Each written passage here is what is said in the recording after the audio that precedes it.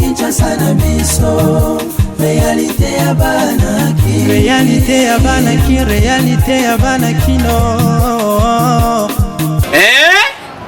Buyukite bukuyoka kaka Kinshasa na biso kin eleki partout KNB Kinshasa na biso kin eleki partout Kinshasa eleki partout mikolo neza bino pardon Jima sala yolo karatakate ya on a bien yo Jima mukende umela KNB kin eleki partout rien à dire toi na terre envié parce que kin eleki partout et losako liboso ambongo mosanto azate Céline Don Kardasha isongolo bisous bye bana kin ke bana jako zape so kuta nango KNB TELEMA Kinshasa eleki partout Jimmy Mukendi umela KNB ko zape te so kuta nango check ovandi. Bon début de la semaine à Bandignon sur magazine KNB où ils ont les bâtis quoi informer bino peu qu'on peut savoir la vraie réalité à ville à Kinshasa.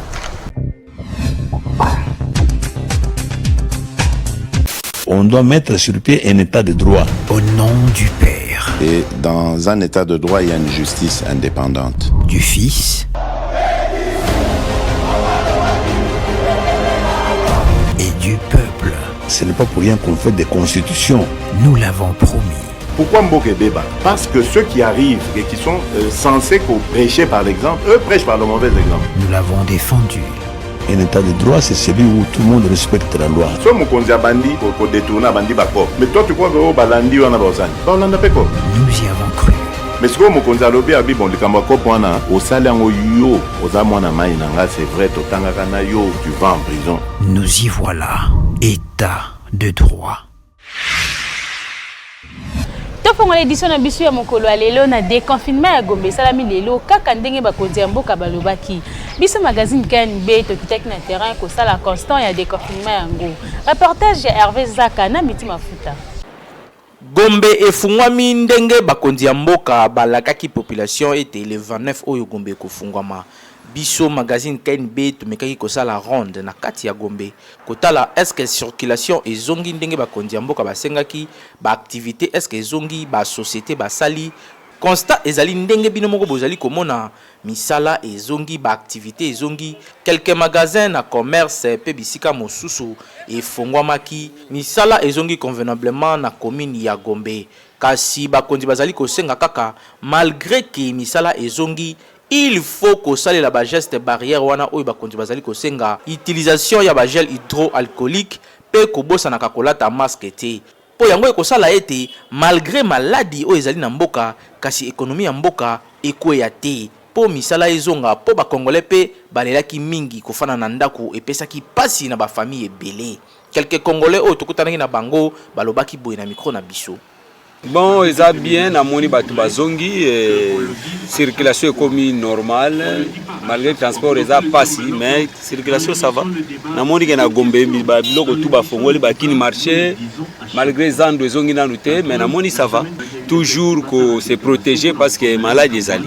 Rien de spécial hein tout le monde ga Gombe ndenge ezalai. To kanta ko utamu to kuta changement mais ezaka ndenge ezalaki. La salité na ezakaka ba chege pe bazakaka donc vraiment rien de spécial. Tout le monde a ba poubelle nan ba tchemo ba lavage main donc c'est un peu ça mais le mouvement spécial les até. Quand ndenge zalaika. Geste barrière bazo respecter vraiment. Première chose d'abord, sans en cache né OT. Moyo côté zalaté. Pas la biso d'abord. Sans en OT moyo côté pesaté. Donc première chose d'abord il faut respecter yango to c'est là. Et na bakar pe ba osela pe quand même propriété pene ko ekoti pe na kata Gombe poso tambuli pe na ba nani mususu omona pe na nzela pe na omona pe na ba sase pe eza vraiment te propre pene ezali pena bon ba eza ba misusu bazo respecter ba misusu pena bazo respecter pena te po eza ba misusu bazo lata ba kashine ba misusu bazo na ba na ba kashine te ba tamba na ba kaka bongo eloko na kolo ba so na 3 mois bakanga Gombe eloko ya spécial selon nga na moni yango te ba cheka ba couleur kana ba séparateur na biso awa na ba poubelle à chasser o Jantina Tcheli biso o sombule bandi ma etonda na kati na ba fulu wana to ebite so to suka ndenini na ba solo wana ba balabala ebele saki ya bukana to kantia peut-être ande ba confiner Gombe boye ba zotan ya bongisango mais ba sali yango te mais biso ba taximen de tozongeli tozo sala na biso mais ba tout vraiment baza te malamu mingi te monsieur journaliste parce que ya malamu nga na moni gouverneur na biso asaleli biso acheli biso ba couleur yango ozomona soko ozui caméra na yo omona partout batie ba couleur ya rouge blanc à part ba couleur acheli biso poubelle ya chasser yango nde sali mo pasi mingi poubelle ya chasser soki mbula ebeti lelo mbula période ya mbula ba gaz wana na ba mai to suka wapi papa na ngai eloko vraiment ya komona malamu asali eza couleur à part ça banzela ya kati eza ya kobukana soko ke même na cassette to baloba nzela eza bien te vraiment eloko malonga esalemi te commerce croisement Kasavu esengo naza nango nde bafongoli kwa bakangaki bafongoli yango na esengo makasi naza nango awa toza na commerce Kasavu vraiment esengo naza nango parce que mboka na biso tokenda depuis 4 mois tofanaka na bandaku tokoraka te parce que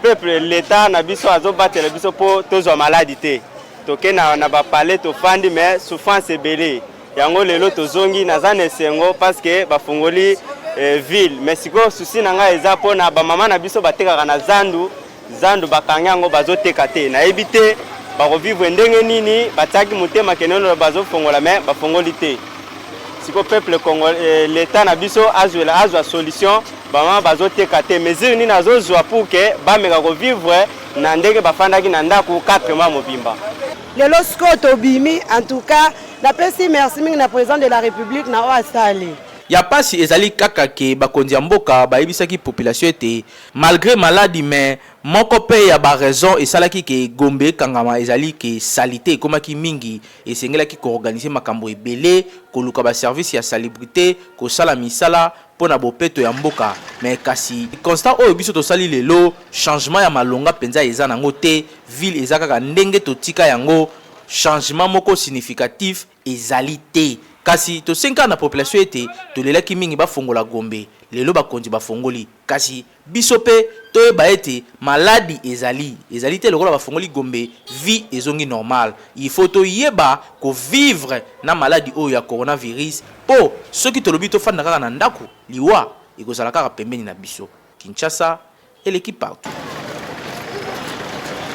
Malgré des confinements à Gombe salami lelo kasi wenzi ya zando ezali toujours ya kokanga ba vendeur oyo batekaka na wenzi ya zando baleli na micro na biso basengi na bakonzi ya mboka bafongolela bango pe wenzi ya zando. Reportage ya Hervé Zaka pe commentaire ya Natasiata. Zando ya monene efungwami te malgré que déconfinement ya Gombe esalemi lelo lundi 29 juin 2020 ndenge bakonzi ya mboka balakaki na population kasi zando bakonzi ba décider ko garder yango na nous fermer biso magazine KNB to kitaki pona kosala constat pe malgré que eza kaka ya kokangama mais population ba mama ebele pe bandeko mosusu ba yaki quand même on a réclamé que balembi ndaku bafongolela bango marché na bango po bateka baboko la bana la police ezalaki wana pona kotia ordre po débordement ezalati mais pembeni ba mama pe ba mosusu bazalaki kaka ko réclamer droit na bango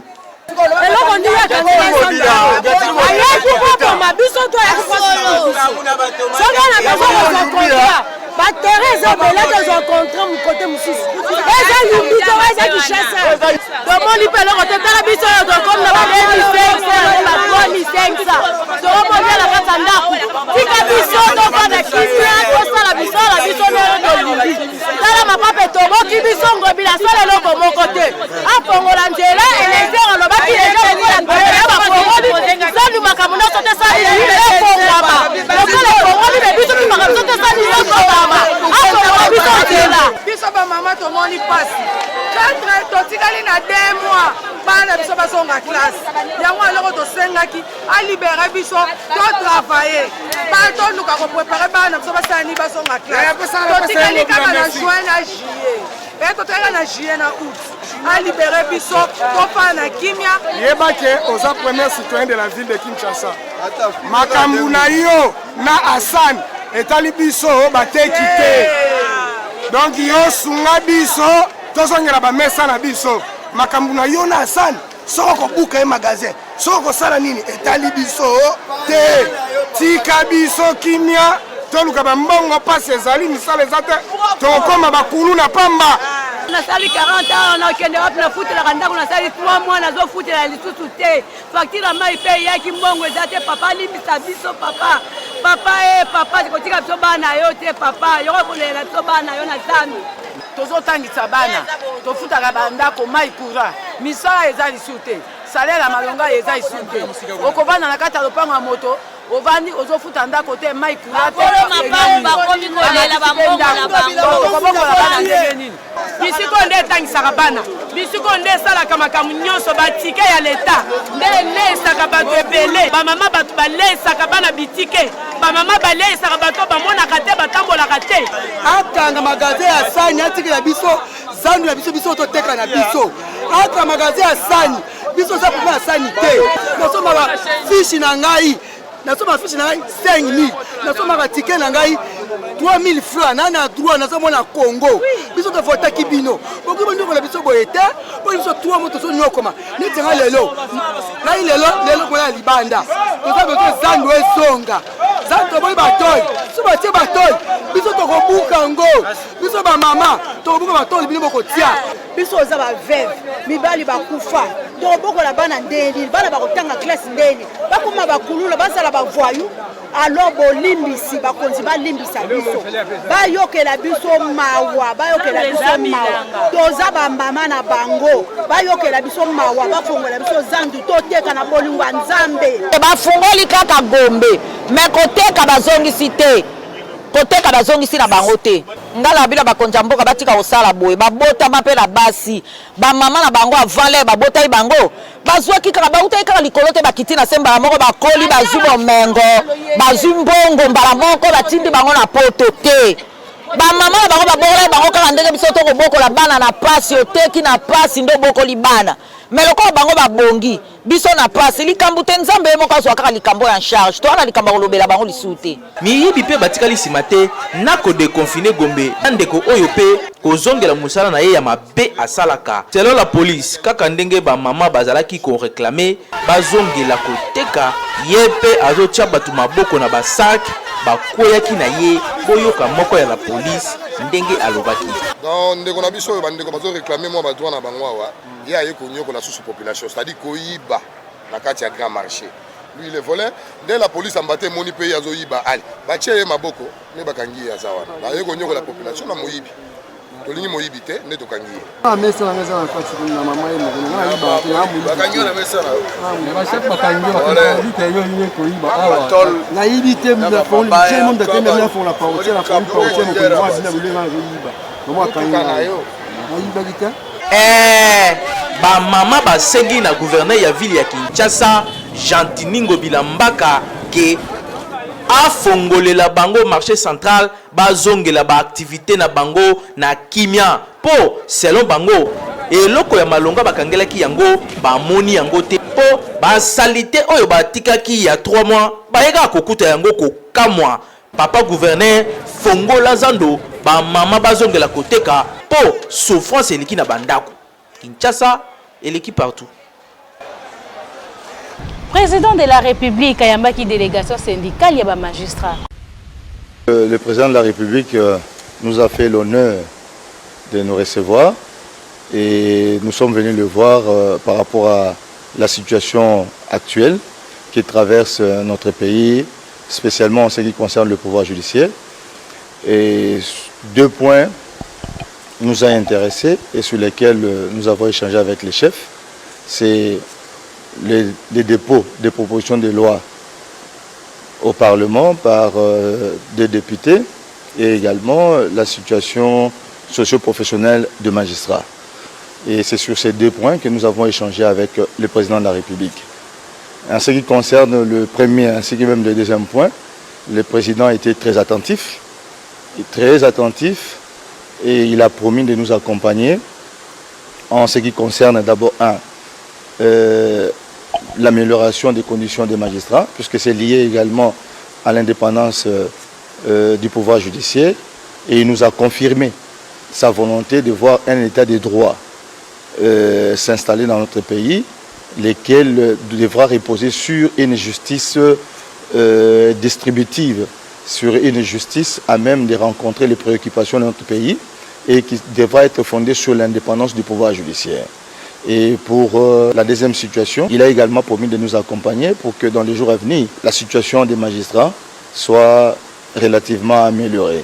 Donc il a pris un engagement ferme par rapport à ces deux points et nous en sortons très contents. Nous avons été les premiers déjà le lundi à prendre la parole pour pouvoir dénoncer ces propositions de loi. Je voudrais d'abord attirer l'attention, c'est que ce n'est pas simplement le problème des magistrats, c'est le problème de toute la nation, puisque l'indépendance dont on parle, ce n'est pas l'indépendance du magistrat comme individu.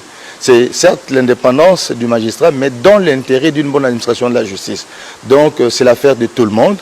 Et si tout le monde est impliqué, je crois que pour nous, ce serait une très bonne chose. Nous sommes ici les représentants des syndicats de magistrats. Donc je crois que qui peut parler mieux que les syndicats des magistrats représentés par les délégués. Donc là, nous représentons la totalité.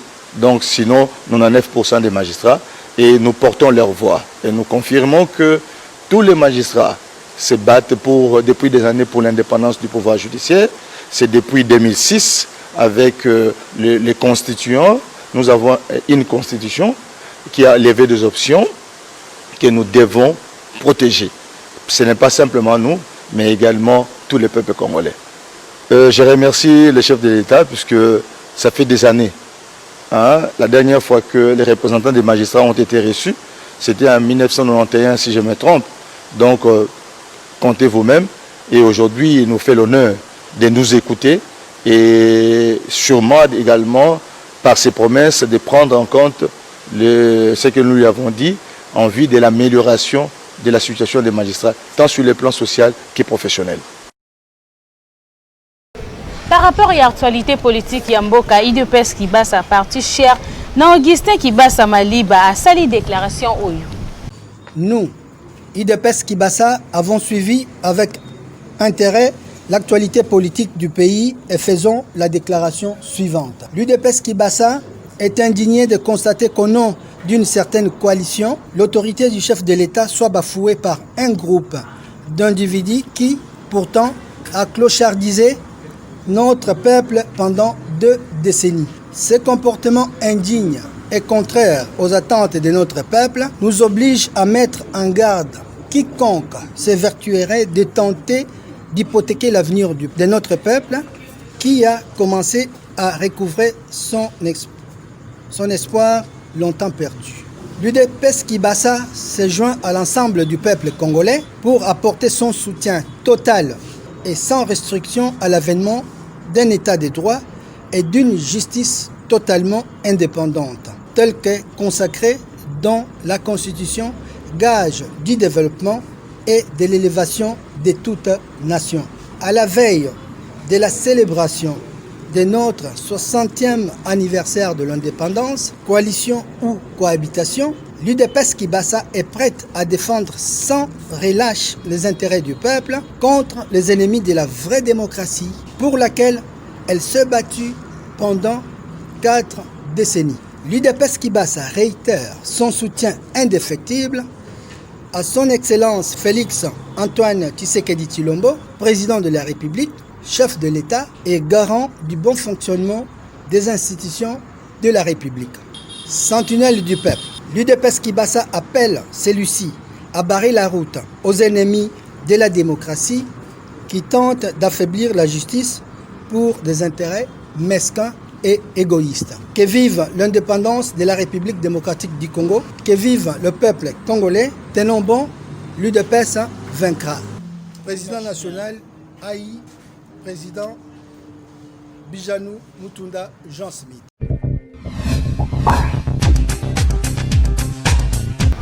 Batubazo continue à sensibiliser les Congolais pour la COVID-19.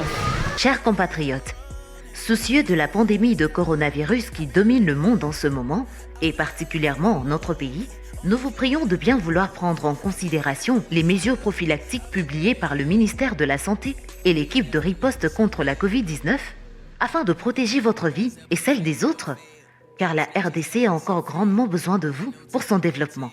D'où, lavez-vous régulièrement les mains avec du savon ou bien utilisez le gel hydroalcoolique.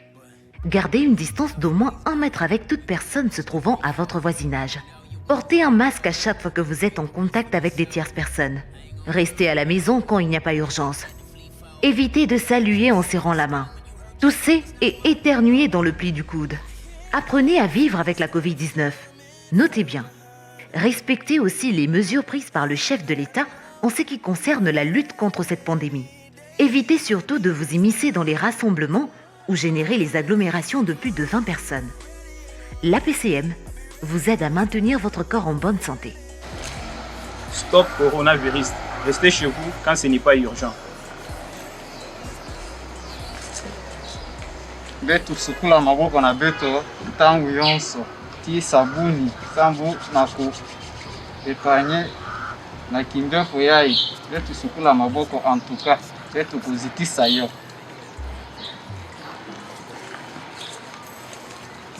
Tango iso bateko batata ba mama bolataka obe kashine bolata ngonga nyonso tieboye partout na mutuka loko tambolaka. Faut respecter mesures préventives nyonso autorité bazwi biso ndakisa kosokola maboko tango nyonso kolata cache-nez kotambola pamba te kotambola na makambo eza bongo utile.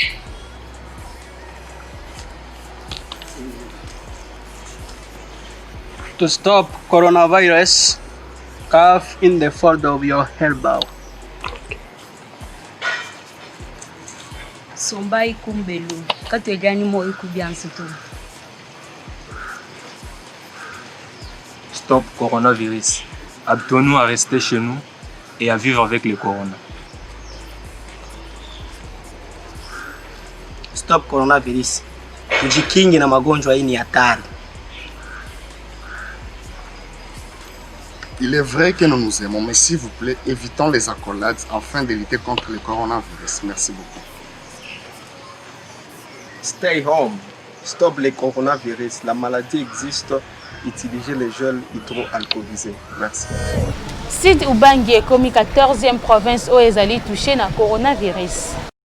Sud Ubangi est commis officiellement 14e province na République démocratique du Congo où ezali touché na pandémie ya coronavirus. D'après bulletin ya secrétariat technique ya comité multisectoriel ya riposte contre pandémie oyo secrétariat technique elobi ke 3 cas ya coronavirus ezalaki confirmé na kati ya province wana. D'après même source elobi pe lisusu ke 112 nouveaux cas ezalaki enregistrés na ville ya Kinshasa mokolo ya lobi, dont 86 ezali ya Kinshasa, 6 ezali ya Kasai Central, 6 ezali ya Nord Kivu, 4 ezali ya Otuele, 4 mosusu ezali ya Sud Kivu, pe misato ezali ya Lualaba, misato mosusu ezali ya Sud Ubangi.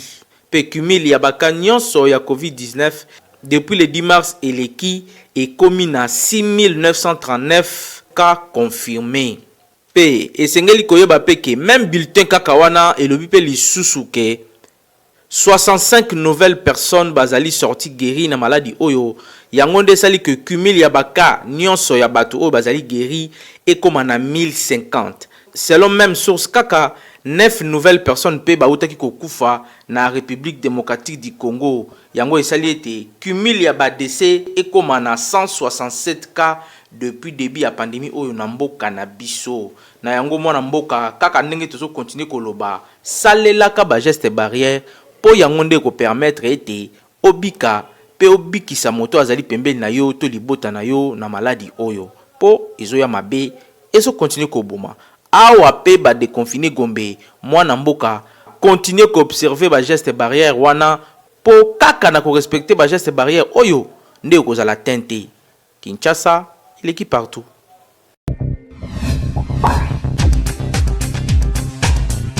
Betesco azo continue toujours kosunga bakino asali lisusu miliki kitoko na kombo ya Kerigold ezoteka partout pe na talo malamu.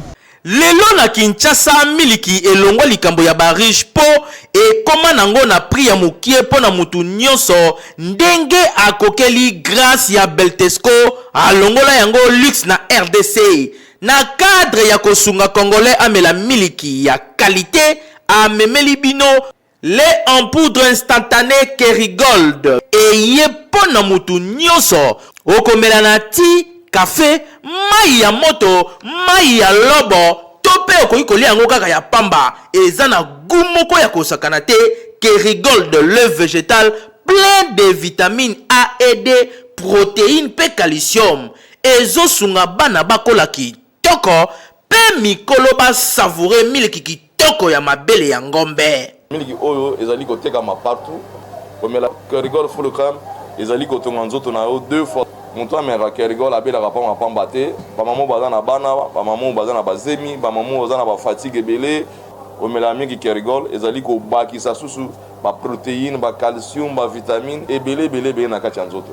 Lait en poudre instantanée Kerigold, miliki ya solo ya ngombe, sans complexe na Kinshasa na mbongo nyonso oza nango, okomela miliki na yo sans problème, grâce ya Beltesco, mosungi ya mboka.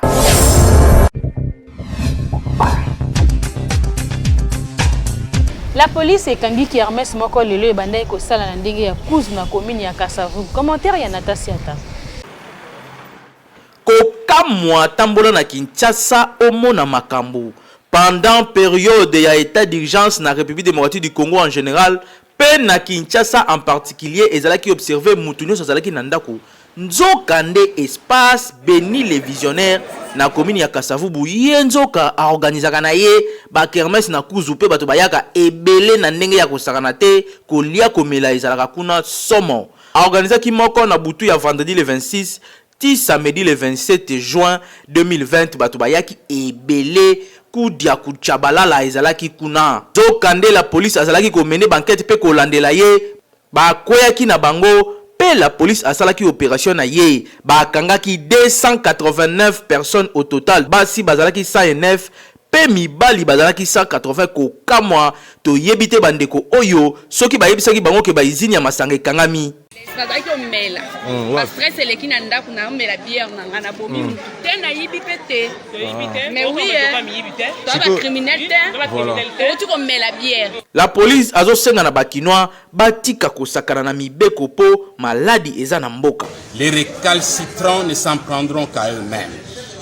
La sécurité est une affaire de tous. À part batu oyo bakangaki pe ba appareil ya musique na ba kit ya plastique pe ba table oyo espace béni les visionnaires asalelaka mwana mboka bazolo ba maladi eza na mboka olingi komi batela te kaka pona masanga olingo sacrifier vie na yo kokamo Ba reporter ya KNB bakitaki na terrain kosola na population kotuna est-ce que mobali akoki koboya mwasi na ye pona ba comportement mabe. Reportage ya Miti Mafuta. Mabala mingi lelo na ville province ya Kinshasa ekoma kopanza na vie ya ba comportement ya mwasi to ya mobali soki ezali mabe na yango totuni na population est-ce que eza normal na mobali aboya mwasi na ye po ba comportement na ye eza mabe. Non on peut se toujours ba conseil parce que ne bandeli temps bozaki na ba camarades ba amis aussi pour taki alors tant qu'on continue il faut toujours qu'on peut ça ba conseil moi ça za le quoi bébé il faut toujours que l'axaraye pour apprendre que chez on a l'ingité c'est que mobali wana on a yebi a pas infidélité no ko boya peut-être moi sina yo peut-être mais ko kipe ko boya te ko bongisa alors mibali o ba sala ka bongo c'est que c'est pelinde suna moi si wana te oso c'est peli toujours na moi sina yo raisonner tango bande ko linga ye azali pe na mabe na ye azanzambe te alors on peut savoir conseil ba meka toujours ko pesa ka basi na ba conseil ye bandeni ya osola na mwasi donc ce ko yibika ndeni osola na mwasi olonga makambo wana na ko meka na ko rapprocher son amoni a changer na ko maintenir ye kaka mais son amoni azo rapprocher azo changer te na ko rapprocher ya mettre fois ata ba 5 fois pour aza mwasi azo ko na mwa muke na ko te ene na terre bana na ngai son amoni ke non mbala ekomi ebele aochange kate wana sikoyo na mobali ti wana nakozwa décision me mpo na ngai nakoboya ye te so naboti na ye me nakolukela ye mbanda wana nabali liso natia na ndako mosusu sikoyo nakomolala kuna mpo ye sikoyo eteya ye avant nasala yango nazwa visie bien avoir moni sikoyo selon nga mpo nakopesa ye napesa ye baconseil ata 5 fois ata 10 fois mpo achange soko achange te wana sikoyo ole na bando osala kindumba mpo na mesana kindumba te wana sikoyo nakoluka kaka mwana mwasi motu nabali ye officiellement nalukele mpe ndako natie ye me ye nazoboya ye te mpo aza na bana na nga déjà ozomona na maintenir ye mpe me shoko wana sikoyo bando koshoke ye mpo na bando yebisa omoni sikoyo ye moto okomisinga boye bon comportement eza différent ni eya na bacomportement mosusu ni eloko ya mabe pa mwasi prostitution soki prostitution eza toki oboyana mais le reste des choses toki oloka nini ya koaméliorer parce que eyaka makambo eyaka na vie toki oloka nini ya koaméliorer bon si possible soki ya possible te tokabona na biso nga lokola ke naza mobali nakosala manso ke toza na ye kaka na me moral akopesa baéducation esengeli mpona ke à faire comprendre, à faire comprendre. Tout d'abord, l'éducation ezalaka 2 ou 3. Hein? Par exemple, la l'éducation, azoto c'était bon, tout dans l'église. Ce que passer à tei biso apesi biso esimbité, tout dans l'état, tout esimbité mais on la maboko. Papa tango ndimi déjà engagement ya kobala mwasi na yo, il faut pe au supporter na nyonso, c'est-à-dire tango monique comportement ya mwasi na yo eza malamu te, il faut pe sa yeba conseil pe o la kisaye comment mwasi akoki ko se comporter envers mobali. Po balobaka l'amour supporte tout. Kinshasa et l'équipe partout. Bozala ki tellement ebele ya kolanda magazine kani be kasi comme na suka ceux qui bosse pas avec l'édition ya mokolo lelo bo pesa merci na équipe rédactionnelle mo be kani be na sima caméra tozala ki bongo na Hervé Zaka double poumon na Tasiata na réalisation pe coordination ya Dimu Kenzi kaka ndenge to mesana ko esa bino botika ka toujours côté pe branché la chaîne YouTube Kinshasa na biso Kinshasa yo et l'équipe partout.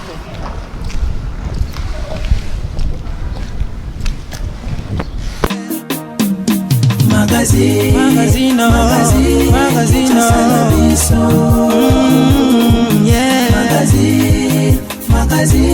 Kinshasa na biso réalité ya banaki réalité ya banaki réalité ya banaki no